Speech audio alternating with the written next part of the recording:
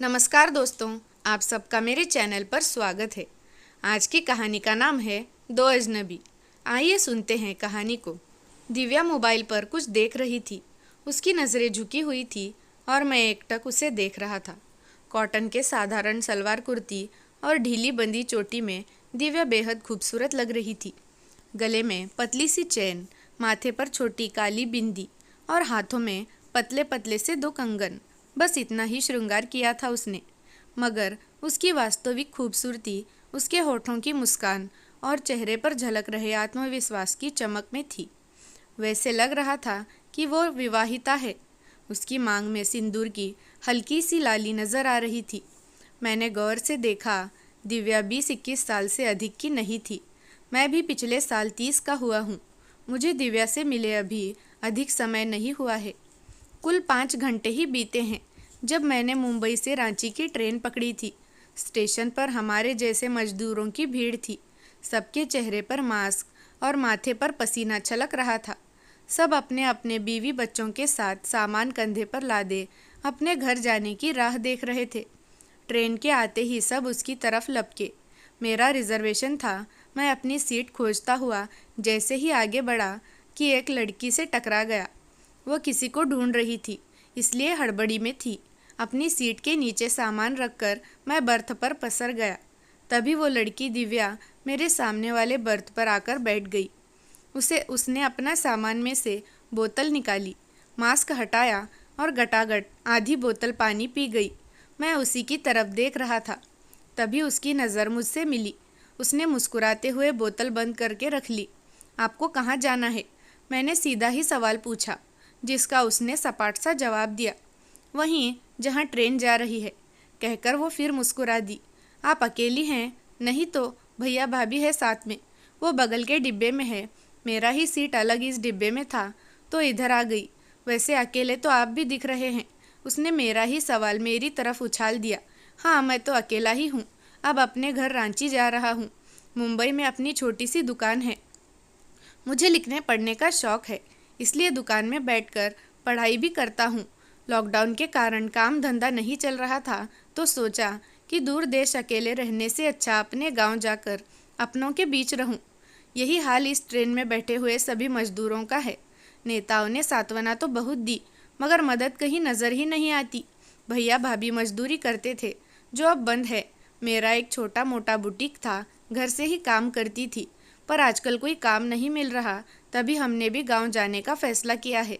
हम 2 दिन ट्रेन की राह देख देख कर वापस लौट चुके हैं। कल तो ट्रेन ही कैंसिल हो गई थी, मगर मैंने हिम्मत नहीं हारी और देखो आज ट्रेन मिल गई तो घर भी पहुंच ही जाएंगे। हमारे कोच के ऊपर के दोनों बर्थ पर 2 बुजुर्ग अंकल आंटी थे। उसके नीचे 2 अधेड़ थे और चारों आपस में ही बातचीत में मगन थे। इधर मैं और दिव्या भी लगातार बातें करने लगे। तुम्हारे घर में और कौन कौन है दिव्या? मेरे पति, सास ससुर, काका ससुर और एक छोटा देवर। माँ बापू, भैया भाभी और छोटी बहन भी पास में ही रहती है। अच्छा, पति क्या करते हैं तुम्हारे? कंप्यूटर सिखाते हैं बच्चों को और मुझे भी। बहुत अच्छे। अच्छा ये बताओ, तुम्हारे पति गांव में है और तुम शहर में? वो शहर क्यों नहीं आता? उसे गांव ही भाता है। मुझसे मिलने आता रहता है ना। कोई दिक्कत नहीं हमें। हम एक दूसरे से बहुत प्यार करते हैं। वो मेरे बचपन का साथी है। हमने एक साथ ही बोर्ड की परीक्षा भी दी थी। मेरे कहने पर माँ बापू ने उसी से मेरी शादी भी करा दी और अब वो मेरा जीवन साथी है। जब तक जीवन है हमारा साथ बना रहेगा। आज भी मैं उसे साथी कहती हूँ, ऐसा साथी जो कभी साथ ना छोड़े। वो रोज़ सपने में भी आता है और मुझे बहुत हंसाता भी है। तभी तो मैं इतनी खुश रहती हूँ। वाह क्या बात है, पति रोज़ सपनों में आता है, कहकर मैं मुस्कुरा पड़ा और बोला, मैं तो मानता हूँ सच्चा प्यार गाँव में ही देखने को मिलता है। शहरों की भीड़ में तो लोग खो जाते हैं। सही कह रहे हैं आप। खाली समय में क्या करती हैं आप? मैं फिल्में बहुत देखती हूँ।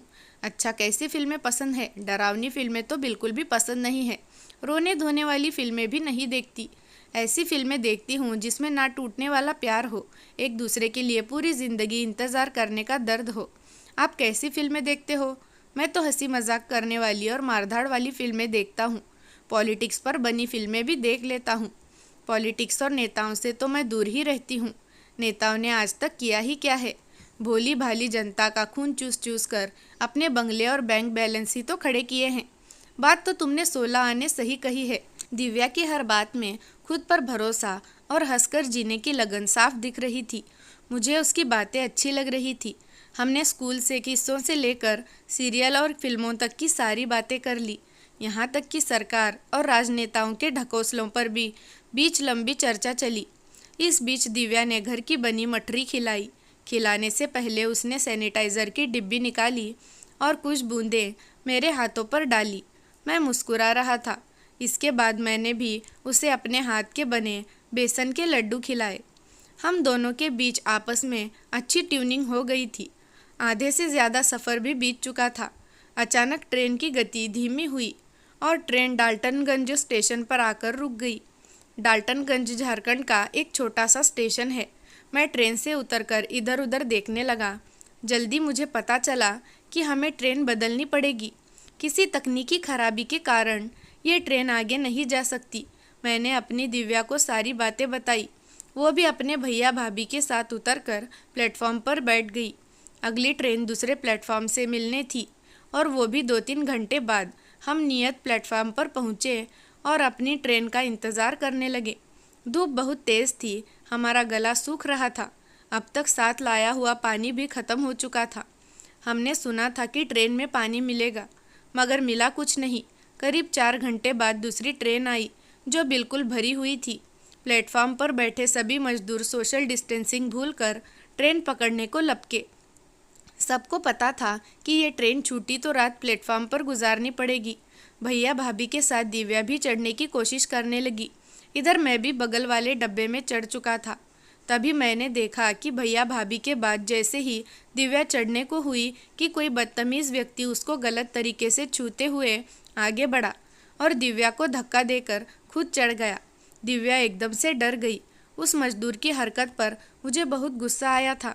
जिस तरह गंदे ढंग से उसने दिव्या को छुआ था, मेरा बस चलता तो वहीं ऊपर उसका सिर फोड़ देता। ट्रेन के चलने के लिए सीटी दे दी थी, मगर दिव्या चढ़ नहीं पाई। वो प्लेटफॉर्म पर दूर खड़ी रह गई, जबकि उसके भैया भाभी धक्के के साथ बोगी के अंदर तरफ चले गए थे। मैं गेट पर खड़ा था। उसे अकेला देखकर मैंने एक पल सोचा और तुरंत ट्रेन से उतर गया। दिव्या मेरी हरकत देखकर चौंक गई, फिर दौड़कर आई और मेरे गले लग गई। उसकी आंखों में आंसू थे। मैंने उसे दिलासा दिया, रोते नहीं हैं दिव्या, मैं हूँ ना। मैं तुम्हें तुम्हारे घर तक सुरक्षित पहुँचा दूँगा, तभी अपने घर जाऊँगा। तुम ज़रा सा भी मत घबराना। दिव्या एकटक मेरी तरफ देखती हुई बोली, एक अजनबी होकर इतना बड़ा एहसान? पागल हो क्या? ये एहसान नहीं, हमारे बीच इन कुछ घंटों में इतना रिश्ता तो बन ही गया है कि मैं तुम्हारी केयर करूं। कुछ घंटों में तुमने ऐसा गहरा रिश्ता बना लिया। ज़्यादा सोचो नहीं, चलो अब तुम आराम से बैठ जाओ, मैं पानी का इंतज़ाम करके आता हूँ। दिव्या को बेंच पर बिठाकर मैं पानी लेने चला गया। किसी तरह कहीं से पानी की बोतल मिली है। वो लेकर लौटा तो देखा कि दिव्या बेंच पर बैठी हुई थी। वो हर बात से बेखबर अपने में खोई हुई ज़मीन की तरफ एकटक देख रही थी। उसके पास एक गुंडा सा लड़का खड़ा था जो घूर घूर कर उसकी तरफ देख रहा था। मैं जाकर दिव्या के सामने खड़ा हो गया और बातें करने लगा। फिर मैंने खा जाने वाली नज़रों से उस लड़के की तरफ घूर घूर कर देखा। वो लड़का तुरंत मुंह फेर कर दूसरी तरफ चला गया। अब मैं दिव्या के बगल में थोड़ी दूरी बनाकर बैठ गया। लो दिव्या, पानी पी लो, मैं 2 बोतल पानी ले आया हूँ। Thank you. उसने मुस्कुराकर बोतल ले ली, मगर आंखों में घर पहुँचने की चिंता भी साफ झलक रही थी। भूख थकान से उसका चेहरा सूख रहा था। उसका मन बदलने के लिए मैं उसके गांव का और घर वालों के बारे में पूछने लगा। वो मुझे विस्तार से अपनी ज़िंदगी और घर परिवार के बारे में बताती रही। 2-3 घंटे ऐसे ही बीत गए। शाम का धुंधला अब रात की कालीमा में तब्दील हो चुका था। दिव्या को जमाई लेते देख मैं बेंच पर से उठ गया और दिव्या से बोला, बेंच पर आराम से सो जाओ, मैं जागा हुआ हूँ, तुम्हारा और सामान का ध्यान रखूँगा। अरे ऐसे कैसे? नींद तो तुम्हें भी आ रही होगी नहीं? मेरी तो आदत है देर रात तक जागने की। मैं देर रात तक जाग कर पढ़ता हूँ। चलो तुम सो जाओ। मेरी बात मानकर दिव्या सो गई। मैं बगल के बेंच पर बैठ गया। 2-3 घंटे बाद मैं भी ऊँघने लगा। बैठे बैठे कब हल्की सी नींद लग गई, पता ही नहीं चला। फिर कुछ देर बाद जागने पर हम रात भर बैठकर बातें करते रहे। भूख भी लग रही थी, मगर प्लेटफॉर्म पर खाने पीने का इंतज़ाम नहीं था। सुबह के समय दिव्या फिर सो गई। इस बीच चोरी छिपे कचौरी बेचने वाला प्लेटफॉर्म पर आया तो मैंने जल्दी से 8-10 कचौड़ियाँ खरीद ली और दिव्या को उठाया। दोनों ने बैठकर नाश्ता खाया। फिर दोपहर तक हमें खाने को कुछ भी नहीं मिला। तब तक रांची जाने वाली एक ट्रेन आई। हम उसमें चढ़ गए। काफ़ी भीड़ थी। मौका देखकर 2 आवारा टाइप के लड़कों ने दिव्या के साथ बदतमीज़ी की कोशिश भी की, मगर मैं हर वक्त उसके आगे ढाल बनकर खड़ा रहा। किसी तरह हम रांची जंक्शन पर उतर गए। दिव्या का घर वहाँ से 2 घंटे की दूरी पर था। जाने के लिए कोई साधन भी नज़र नहीं आ रहा था। हम करीब आधे घंटे परेशान रहे। तभी हमें एक जीप दिखाई दी। उसमें 2 लोग और बैठे थे। मेरे द्वारा विनती किए जाने पर उन लोगों ने हमें पीछे बिठा लिया और हमें हमारे गंतव्य से करीब 2 किलोमीटर की दूरी पर उतार दिया। 2000 रुपये भी ले लिए। दिव्या के मना करने के बावजूद मैंने अपने पास से रुपये भी दे दिए। अब हमें अंधेरे में 2-2.5 घंटे पैदल चलना था, और वो भी कच्ची पक्की सड़कों पर। किसी तरह हमने वो रास्ता भी तय कर लिया और दिव्या के घर पहुंच गए। सब बहुत खुश थे। दिव्या की माँ ने मुझे बैठने को कुर्सी दी और अंदर से पानी ले आई। तब तक दिव्या ने ट्रेन से उतरने से लेकर अब तक की सारी कहानी सुना दी। फिर घर वालों ने उसे अंदर नहाने भेज दिया और मुझे चाय नाश्ता ला कर दिया। चाय पीते पीते मैंने पूछा, दिव्या के पति कहाँ हैं? पास में ही रहते हैं ना? दिव्या ने बताया था कि ससुराल और मायका आसपास ही है। वो दिख नहीं रहे। दिव्या की माँ आई और भाई ने एक दूसरे की तरफ देखा। तब तक भाभी ने बात संभाली और कहने लगी, दिव्या के पति जिंदा कहाँ हैं? शादी के सप्ताह भर बाद ही गुजर गए थे। मैं चौंक पड़ा, पर अभी रास्ते में तो उसने मुझे बताया कि उसके पति उससे बहुत प्यार करते हैं, उससे मिलने शहर भी आते रहते हैं। ये सारी कहानियाँ दिव्या के मन ने बनाई हैं। वो पति को खुद से अलग करने को तैयार ही नहीं। दिव्या अभी भी 2 साल पहले की दुनिया में ही जी रही है। ऐसे लगता है जैसे उसका साथी आसपास ही है। सपनों के साथ साथ सच में भी मिलने आता है। पर भैया आप ही सोचो, जो चला गया वो भला लौट कर आता है कभी? उसका मन बदलने के लिए हम उसे शहर ले गए थे।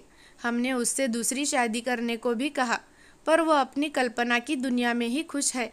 वो कहती है कि जैसे भी हो सारी उम्र अपने साथी के साथ ही रहेगी। दिव्या की माँ कहने लगी, ऐसा नहीं है बेटा कि वो रोती रहती है, उल्टा वो तो पति की यादों के साथ खुश रहती है। अपना काम भी पूरी मेहनत से करती है, इसलिए हम लोगों ने भी उसे इसी तरह जी लेने की छूट दे दी। उनकी बात सुनकर मैं भी सिर हिलाने लगा। ये तो बिल्कुल सच है कि वो खुश रहती है, क्योंकि उसने अपने साथी से बहुत गहरा प्रेम किया है। बस वो हमेशा खुश रहे, इतना ही चाहता हूँ। अच्छा माँ जी, मैं चलूँ? बेटा, इतनी रात में कहाँ जाओगे तुम? आज यहीं रुक जाओ, कल चले जाना। जी, मैं तो रुक गया, पर सारी रात दिव्या का चेहरा ही मेरी आंखों के आगे नाचता रहा।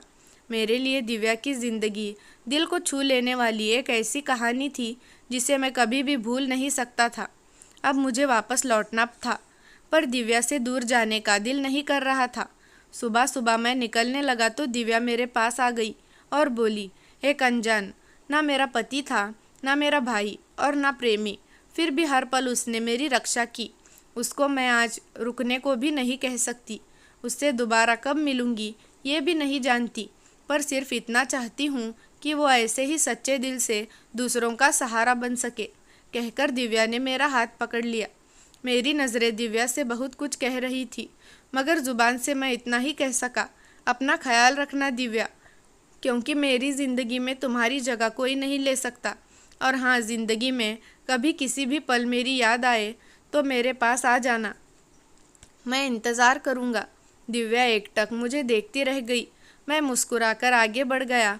घर लौटते समय मेरे दिल में बस एक ही व्यक्ति थी, और मैं जानता हूँ मुझे उसका इंतज़ार हमेशा रहेगा। मैं नहीं जानता कि वो अपने साथी को छोड़कर मेरे पास आएगी या नहीं, लेकिन मैं हमेशा उसका साथी बनने को तैयार रहूँगा। दोस्तों, कहानी अच्छी लगी है तो लाइक, शेयर और चैनल को सब्सक्राइब करना। धन्यवाद।